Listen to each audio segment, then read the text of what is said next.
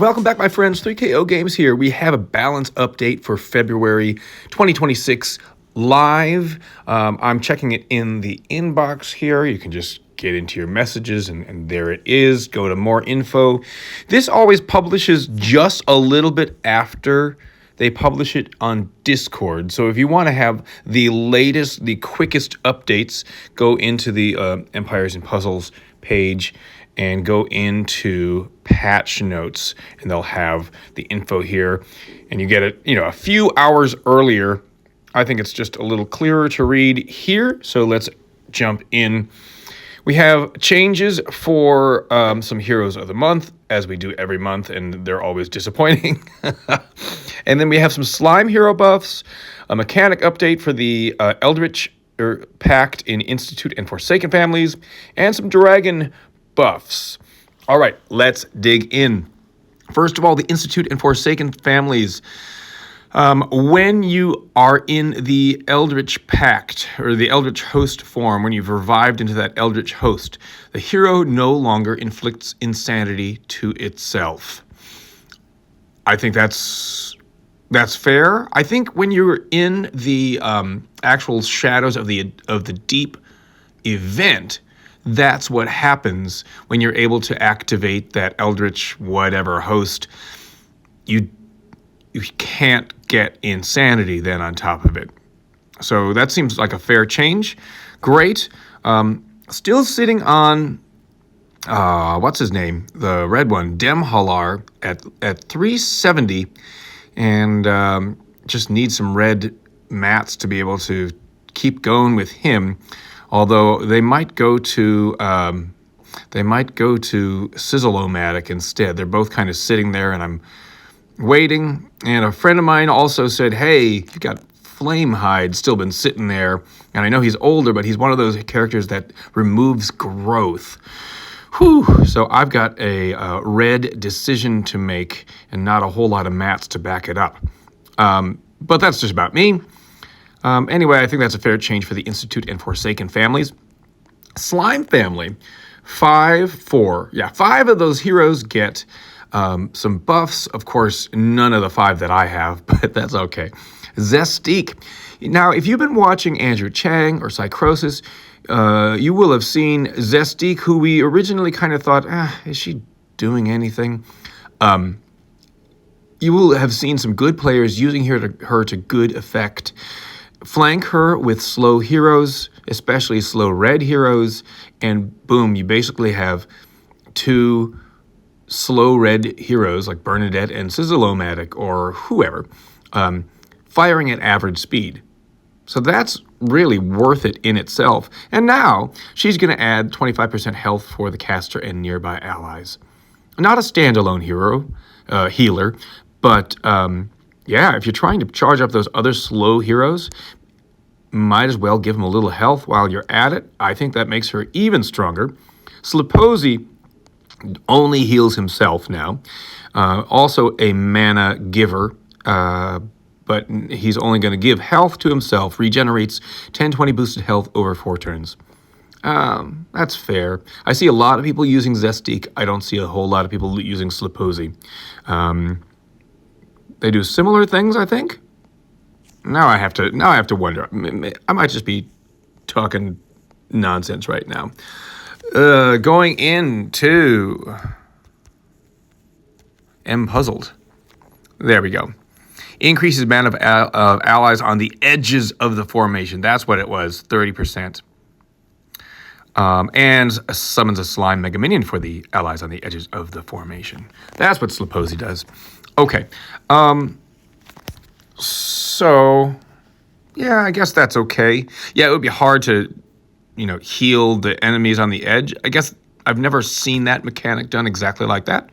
It could be a thing, but regardless, it's not a thing for Slepozy. He's just regenerating health for himself. Lablub adds some devouring goo for 4 turns, removes all dispellable buffs. On all enemies, that's great. All dispellable buffs and growth effects, and deals 200 damage each turn. Effects are removed. 50 more damage is dealt for each removed effect. Let's go back here, jumping back to Puzzled, to find what Lablub did before. Oops. There we go. Destroyed minions. 350 to all. And a little extra mana if you destroy minions. Immune to negative mana effects. I think this is fair. I think Lablub on its own was not so great. It was fine. But yeah, this Devouring Goo, and definitely a desirable, worthwhile hero now. Bulklug, on the other hand, I don't feel like he needed something. You see him on teams a lot, but he got his direct damage increased up to 450%. And attack growth for caster and nearby allies.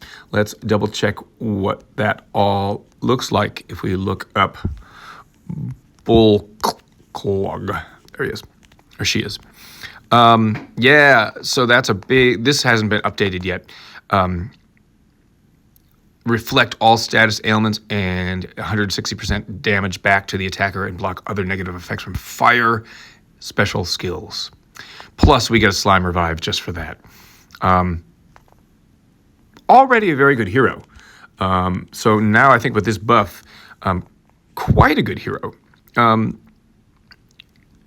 Bubusong, slow hitter, gets direct damage increased to 500%. That's a nice big hit. With these buffs, I think Zestik is quite good, and Bulklug is quite good. The rest are pretty good yet. Of course, they're new-ish heroes. If you're lucky enough to pull one of them, unless you're on the very upper echelons of the game, and you're really careful about what heroes you are leveling up. Definitely, most of these worth the mats to level up.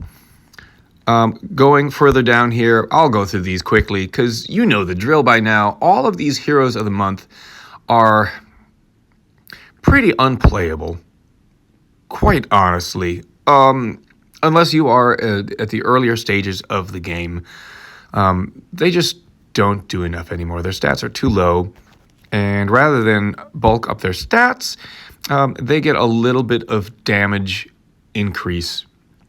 Usually 30% on direct damage, and if it's a damage over time or a fixed number, then it's, small. So Natalia and the costume get burn damage increased. I'm not going to read over these exact numbers. Zaylene and costume, direct damage increased. Bertilla, Uraeus, Viscoro, Iris, Ruffian, and Nurgib. It's all 30% extra. Vizelos, Zora. Oh, Zora gets a big direct damage increased. There we go. So does Gladius and Zed. They get 50% increase there. Everybody else 30. That's all I'm going to say about those heroes of the month. Finally, dragons get a little buff. I don't know the dragons well enough to even remember what these three did by themselves. I don't have any of them, so Rangifer gets a slight heal, recovers 210 health for all allies. Elder Claw's fiends are increased in attack, and Mordax has the minion attack increased. So not that interesting on the dragon buffs, not that interesting on the heroes of the month, but I think Institute and Forsaken family, that makes sense. Slime family doesn't make anybody too overpowered, but definitely makes some of these much more desirable.